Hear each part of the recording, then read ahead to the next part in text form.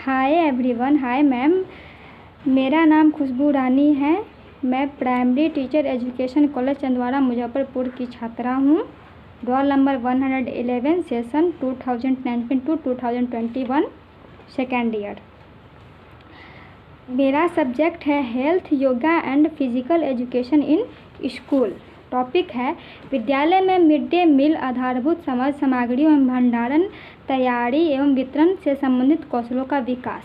मध्याह्न भोजन योजना भारत सरकार की एक योजना है जिसके अंतर्गत बच्चों को विद्यालय में मध्य अवकाश में भोजन उपलब्ध कराई जाती है।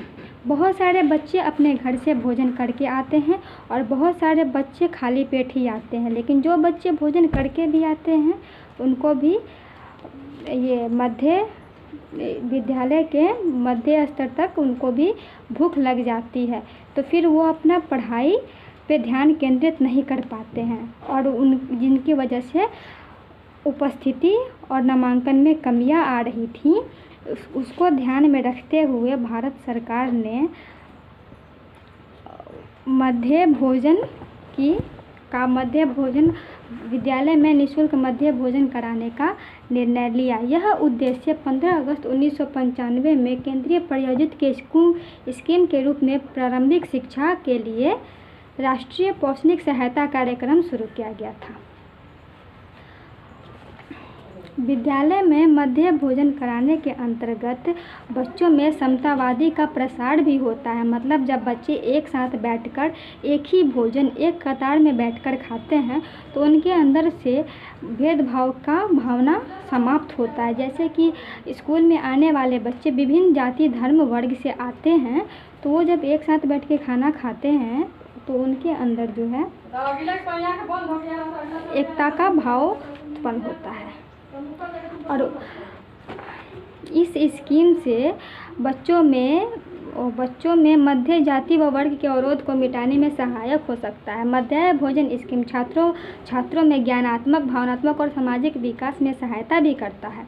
सुनियोजित मध्याह्न भोजन दो बच्चे में को विभिन्न अच्छी आदतें, मतलब जो मध्याह्न भोजन है वो बच्चे में विभिन्न अच्छी आदतें बढ़ाने के अवसर भी प्रदान करता है। इस स्कीम की वजह से स्कूल में जो भोजन बनाए जाते हैं उसके लिए महिलाओं की आवश्यकता होती है, इसलिए इसको महिलाओं के रोजगार का अवसर भी या स्रोत भी प्रदान किया है इस योजना ने।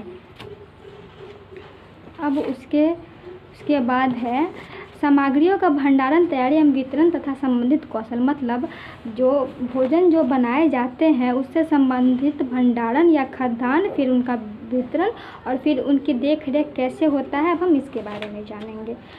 विद्यालय में जो भोजन प्रदान किया जाता है वो प्रत्येक सप्ताह में 4 दिन चावल से बने भोज्य पदार्थ तथा 2 दिन गेहूं से बने भोज्य पदार्थ की व्यवस्था की जाने की योजना बनाई गई है।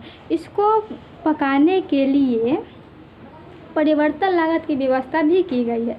परिवर्तन लागत जैसे कि सब्जी, तेल, मसाले, अन्य सामग्रियों की व्यवस्था की जाती है। मध्याह्न भोजन विविधता हेतु सप्ताह में प्रत्येक कार्य दिवस हेतु भिन्न भिन्न प्रकार को भोजन, जैसे कि सप्ताह में सोमवार को क्या बनाना है, मंगलवार को क्या बनाना है, इस सब से संबंधित एक मेन्यू बना के विद्यालय में लगाया जाता है, जिसके अनुसार भोजन बनाया जाता है और उसमें उपलब्ध पोषक तत्वों की भी जानकारी दी गई रहती है। भोजन निर्माण का कार्य पंचायत वार्ड सदस्यों, शिक्षकों की देखरेख में किया जाता है। भोजन निर्माण का जो कार्य होता है वो पंचायत और शिक्षकों की देखरेख में किया जाता है और उसमें लगने वाले चावल और गेहूं कॉर्पोरेशन ऑफ इंडिया निःशुल्क प्रदान करती है। फिर उसे सरकारी सस्ते गल्ले की दुकान के माध्यम से ग्राम प्रधान या प्रधानाध्यापक को उपलब्ध कराया जाता है, जो परिसर में बने किचन सेट में भोजन तैयार करते हैं। भोजन बनाने हेतु लगने वाले अन्य आवश्यक सामग्री की व्यवस्था का दायित्व भी प्रधान एवं प्रधानाध्यापक का ही है। इस हेतु उसे परिवर्तन लागत भी उपलब्ध कराई जाती है। नगर क्षेत्र में अधिकांश स्थानों पर भोजन बनाने का कार्य स्वयंसेवी संस्थाओं द्वारा किया जा रहा है। भोजन की तैयारी के फलस्वरूप बच्चों का अच्छे से साबुन से हाथ धुलाकर विद्यालय के बरामदे में एक कतार में बैठाया जाता है। फिर विद्यालय के शिक्षकों के देख रेख में रसोइयों द्वारा उनको भोजन परोसा जाता है। विद्यालय में पके पकाए भोजन की व्यवस्था की उपलब्धता सुनिश्चित करने हेतु नगर क्षेत्र पर वार्ड समिति एवं ग्राम पंचायत स्तर पर ग्राम पंचायत समिति का गठन किया गया है। मंडल स्तर पर योजना के अनुश्रवण एवं पर्यवेक्षक हेतु मंडलीय सहायक शिक्षक बेसिक शिक्षा को दायित्व सौंपा गया है।